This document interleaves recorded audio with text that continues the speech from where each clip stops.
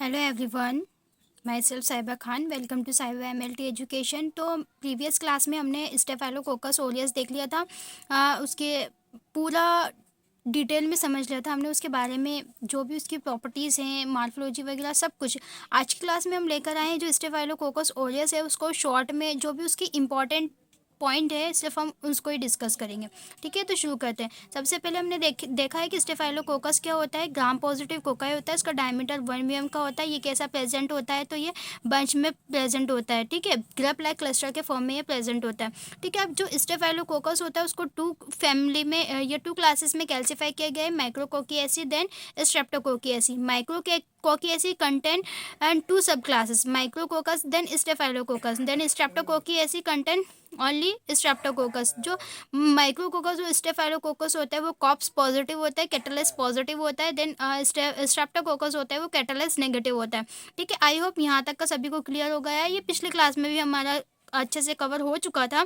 ठीक है, अभी सिर्फ हम इम्पॉर्टेंट पॉइंट है कि हमारे जो इम्पॉर्टेंट की पॉइंट है वो हम डिस्कस कर लेते हैं। ठीक है, तो अच्छे से ध्यान से पढ़ना। ठीक है, अब हम देखते हैं हिस्ट्री भी हम पढ़ चुके हैं। ठीक है, इसको डिस्कवर किसने किया था? स्टेफाइलोकोकस। जो स्टेफाइलोकोकस है उसको डिस्कवर किया था सर एलेक्जेंडर ऑगस्टोर ने 1880 में इसको डिस्कवर किया था। देन स्टेफाइलोकोकस जो ओरियस माइक्रो ऑर्गेनिज्म है जो कि गोल्डन येलो कॉलोनी का पिगमेंटेशन प्रोड्यूस करता है उसको डिस्कवर किया था सर रोसेनबेच ने। ठीक है, ये क्या करता है, शो करता है किसको? येलोश पिगमेंटेशन कॉलोनी, यानी स्टेफाइलोकोकस के हमें येलो पिगमेंटेशन प्रोड्यूस होता है कहाँ पर? ऑन न्यूट्रिएंट अगार मीडिया में। कहाँ पर? न्यूट्रिएंट अगार जो मीडियाज होता है वहाँ पर हमें क्या देखने को मिलता है? गोल्डन येलो पिगमेंटेशन प्रोड्यूस होता है। अब स्टेफाइलोकोकस ओरियस के हम सब स्पीसीज देख लेते हैं। तो जनरली उनको 3 सब स्पीसीज में कैल्सिफाई किया गया है। Staphylococcus aureus, staphylococcus epidermidis, staphylococcus saprophyticus. Staphylococcus aureus क्या होता है? मोस्ट पैथोजेनिक माइक्रो ऑर्गेनिज्म होता है, पायोजेनिक इन्फेक्शन प्रोड्यूस करता है। देन कोगुलेस पॉजिटिव होता है, कॉप्स होता है।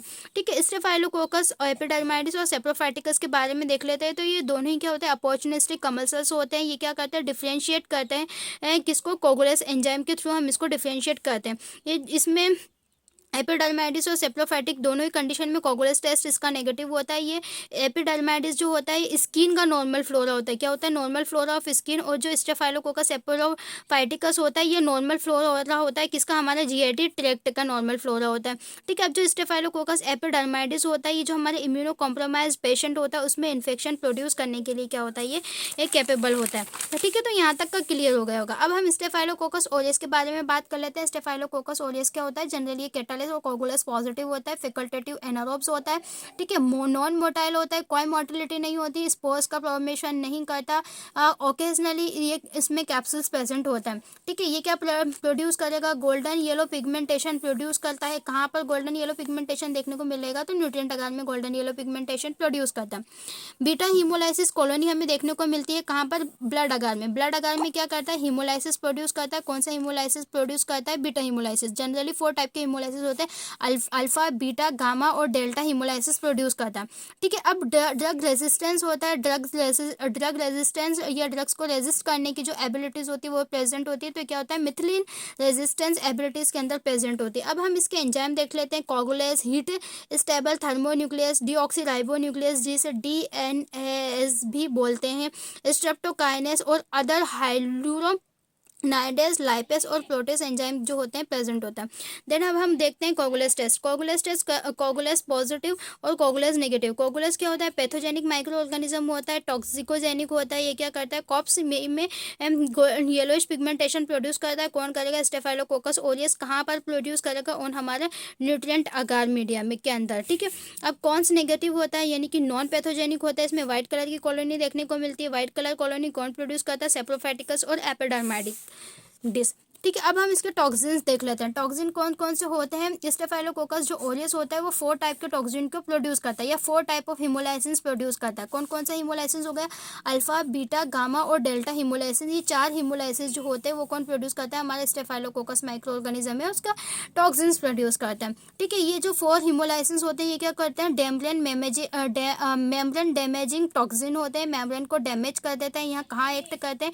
तो जो आरबीसीज होता है उसको डैमेज करता है, उसके सरफेस पर ये एक्ट करता है। ठीक है, नेक्स्ट आता है हमारा ल्यूकोसिडिनेज। फर्स्ट तो हमारा ये हो गया, सेकंड है हमारा ल्यूकोसिडिनेज या पेंटोन वेलेटिन टॉक्सिन जो होता है ये क्या करता है, ये एक एक्ट एज सुपर जेस्टिकली, ठीक है। तो ये विथ गामा हिमोलाइसिस, ये क्या करता है, सुपर जेनेस्टिकली होता है, गामा हिमोलाइसिस प्रोड्यूस करता है। ये डैमेज करता है किसको, हमारे ल्यूकोसाइट को, आरबीसी एंड मैक्रोफेजेस, यानी कि ल्यूकोसाइट हो गया first one, second one is RBC, और हमारे मैक्रोफेजेस जो होता है उसको क्या कर देता है, डैमेज करता है, उसको हिमोलाइज कर देता है।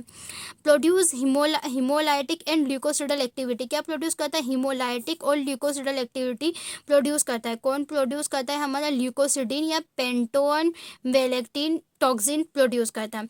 एपिडर्मोलाइटिक एक्सफोलिएटिव टॉक्सिन, जिसे हम ईटीपी बोलते हैं, ये क्या होता है, हमारा थर्ड टॉक्सिन होता है। ये रिस्पॉन्सिबल होता है किसके लिए, स्टेफाइलोकोकल स्कॉल्डेड स्किन सिंड्रोम के लिए, ठीक है। और ये कैपेबल भी होता है, रिस्पॉन्सिबल होता है किसके लिए, निकोल्सिस साइंस के लिए। इंपॉर्टेंट है, दोनों ही पॉइंट याद रखना, ठीक है। वैसे मैंने इस पेज में जो भी शॉर्ट लिखा है ना, वो सारे इंपॉर्टेंट पॉइंट ही लिखे हैं, अदरवाइज मैंने इसमें कुछ भी ऐड नहीं किया, ठीक है। उसके बाद आता है हमारा फोर्थ, आता है इंटेरोटॉक्सिन। इंटेरोटॉक्सिन क्या होता है, स्टेफाइलोकोकल फूड पॉइजनिंग, इसमें जब जो इंटेरोटॉक्सिन का इन्फेक्शन होगा तो हमें इसमें फूड पॉइजनिंग देखने को मिलती है। उसका इंक्यूबेशन पीरियड कितना होता है, 1 से 6 घंटे का इंक्यूबेशन पीरियड हमें देखने को मिलता है। अब जब इंटेरोटॉक्सिन होता है तो टॉक्सिन नेक्स्ट हमारा है टॉक्सिक शॉक सिंड्रोम टॉक्सिन, ठीक है। टॉक्सिक शॉक सिंड्रोम टॉक्सिन दोनों ही याद रखना, ठीक है। टॉक्सिक शॉक सिंड्रोम टॉक्सिन और स्टेफाइलोकोकल स्कॉल्टन स्किन सिंड्रोम, यानी कि ये क्या होता है, इसमें 4S होते हैं, ठीक है, और ये TSST होता है, ठीक है। अब TSST की दो सब यूनिट होती है, TSST1 एंड TST2 और TSST2। तो TSST1 एंड TSST2 दोनों ही जो होते हैं वो एक्ट करते हैं किसकी तरह, हमारे सुपर एंटीजन की तरह एक्ट करते हैं। अब यहाँ तक तो हमारा सारा क्लियर हो गया। अब हम इसकी देख लेते हैं लेफ्ट फाइंडिंग। लेफ्ट फाइंडिंग में हम सबसे पहले क्या करेंगे, हम स्पेसिमेन कलेक्ट करेंगे। स्पेसिमेन कहाँ से कलेक्ट करेंगे, ब्लड में इन्फेक्शन हो तो ब्लड कलेक्ट करेंगे, ठीक है। उसके बाद हमारे कहाँ पर यूरिन में इन्फेक्शन हुआ, जेनेटो यूरिनरी ट्रैक्ट में इन्फेक्शन हुआ तो यूरिन सैंपल कलेक्ट करेंगे हमारा। अगर पस का फॉर्मेशन हुआ तो पस कलेक्ट करेंगे। अगर हमारे मेनिंजस में इन्फेक्शन हुआ है तो हम CSF सैंपल कलेक्ट करेंगे। तो और ये डिपेंड होता है according to location of infection, तो वहाँ से हम इसमें सैंपल कलेक्ट करेंगे। फर्स्ट हम देखते हैं लैब डायग्नोसिस कैसे करेंगे। तो 3 टाइप से हम इसकी लैब डायग्नोसिस को परफॉर्म करेंगे। सबसे पहले डायरेक्ट माइक्रोस्कोपी करेंगे, कल्चर करेंगे, बायोकेमिकल टेस्ट करेंगे। डायरेक्ट माइक्रोस्कोपी में क्या करना है, हमें ग्राम स्टैनिंग परफॉर्म करनी। ग्राम स्टैनिंग क्या होती है, आप सभी को बहुत अच्छे से पता होगा। ग्राम स्टैनिंग नहीं आती है तो आप कमेंट बॉक्स में अपना कमेंट छोड़ दें, नेक्स्ट क्लास हम ग्राम स्टैनिंग पर लेकर आएंगे, ठीक है। नेक्स्ट है हमारा कल्चर मीडिया। कल्चर मीडिया जो माइक्रो ऑर्गेनिज्म होते हैं वो कैसा होता है, हमारा फैकल्टेटिव एनारोब होता है। इसका पीएच कितना होता है, कितने पीएच पर ग्रो करता है, तो 7.4 से 7.6 यानी कि न्यूट्रल पीएच जो होता है उसके अंदर ये ग्रो करता है, ठीक है। अब हमने देखा था कि कहाँ ग्रो करेगा, तो ये ऑर्डिनरी मीडिया में ग्रो करेगा। ऑर्डिनरी मीडिया में हम सबसे पहले न्यूट्रिएंट अगार लेते हैं। न्यूट्रिएंट अगार में ग्रो करेगा तो कैसा देखने को मिलेगा, यहाँ पर हमें गोल्डन येलो जो कॉलोनीज होती है वो देखने को मिलेगी। गोल्डन येलो पिगमेंटेशन प्रोड्यूस होता है। ब्लड अगार देखेंगे तो क्या देखने को मिलेगा, बीटा हीमोलाइसिस हमें देखने को मिलेगा, है ना। बीटा हीमोलाइसिस, ये बीटा हीमोलाइटिक प्रोड्यूस करेगा। मेकॉन्ग की अगर जो देखते हैं हमें वहाँ पर क्या कलर का फॉर्मेशन होता है, पिंक कलर का फॉर्मेशन हमें देखने को मिलता है। लिक्विड मीडिया में हम कल्चर करेंगे यानी लिक्विड ब्रॉथ। लिक्विड मीडिया की बात करें तो पेप्टन वाटर जो होता है उसमें क्या देखने को मिलेगी, हमें यूनिफॉर्म टर्बिडिटी देखने को मिलेगी। Uniform turbidity in the sense क्या होता है, मतलब कि जो ट्यूब होता है उसमें एक समान फॉर्मेशन होता है, धुंधलापन देखने को मिलेगा। सिलेक्टिव मीडिया कौन कौन से होते हैं, सिलेक्टिव मीडिया मोस्ट इंपॉर्टेंट है, इसको याद रखना। सिलेक्टिव मीडिया कौन सा होता है, मेंटोल सॉल्ट अगार, लुटलॉम्स मीडिया और सॉल्ट मिल्क अगार। ये तीनों जो होते हैं स्टेफाइलोकोकस के लिए ये हम एज ए सिलेक्टिव मीडिया के फॉर्म में यूज़ करते हैं। इंपॉर्टेंट है, ठीक है। नेक्स्ट है हमारा बायोकेमिकल टेस्ट। बायोकेमिकल टेस्ट हम कौन कौन से करेंगे, कैटालिस्ट टेस्ट होता है, कोगुलेस टेस्ट होता है। कैटालिस्ट के टेस्ट क्यों करेंगे, हम स्टेफाइलोकोकस जो होता है उसको डिफ्रेंशिएट करने के लिए हम कैटालिस्ट टेस्ट करते हैं, ठीक है। तो जो हमारा कैटालिस्ट टेस्ट और कोगुलेस टेस्ट, ये 4 टेस्ट हमें परफॉर्म करने होते हैं, ठीक है। एक सेकेंड रुको। हाँ, जो कैटालिस्ट टेस्ट होता है वो हमें करना होता है किस चीज़ के लिए, तो कैटालिस्ट टेस्ट की हेल्प से हम डिफ्रेंशिएट करेंगे कि हमारे जो माइक्रो ऑर्गेनिज्म है वो कैसे हैं। तो जो कैटालिस्ट टेस्ट होता है वो डिफ्रेंशिएट कराता है किसको, स्टेफाइलोकोकस से। स्ट्रेप्टोकोकस को डिफ्रेंशिएट करना है तो कैटालिस्ट टेस्ट और टेस्ट का हम करेंगे, ठीक है। जो स्टेफाइलोकोकस है, स्टेफाइलोकोकस से स्ट्रेप्टोकोकस कोकस को डिफ्रेंशिएट करना है तो हमें कौन सा टेस्ट करना होगा, कैटालिस टेस्ट करेंगे। और जो हमारे स्टेफाइलोकोकस होता है, स्टेफाइलोकोकस ओरियस और उसकी अदर सब स्पीसीज होती है, उसको डिफ्रेंशिएट करना तो कोगुलस टेस्ट करेंगे। मतलब स्टेफाइलोकोकस ओरियस की कंडीशन में कोगुलस टेस्ट पॉजिटिव होता है, देन उसकी सब स्पीसीज एपिडर्माइटिस और सेप्रोफाइटिकस में नेगेटिव होता है। कैटालिस टेस्ट स्टेफाइलोकोकस से स्ट्रेप्टोकोकस, ठीक है, मतलब ये जो है बंच फॉर्म में जो प्रेजेंट है उसको और जो स्ट्रिप फॉर्म में प्रेजेंट है उसको, इन दोनों को डिफ्रेंशिएट करना है तो कैटालिस टेस्ट करेंगे। याद रखना इन दोनों में बहुत कन्फ्यूजन होता है, मैं भी इनमें बहुत कन्फ्यूज हो जाती हूँ, ठीक है। तो कैटालिस टेस्ट जो होता है स्टेफाइलोकोकस जो बंच फॉर्म में प्रेजेंट है उससे, तो जो चेन में प्रेजेंट होते हैं उसके लिए कैटालिस टेस्ट, और जो स्टेफाइलोकोकस है, स्टेफाइलोकोकस ओरियस से अदर स्टेफाइलोकोकस की सभी स्पीसीज को डिफ्रेंशिएट करना है तो कैटालिस टेस्ट करेंगे। आई होप यहाँ तक सभी को अच्छे से समझ में आया होगा, इसमें किसी को कोई प्रॉब्लम नहीं हुई होगी।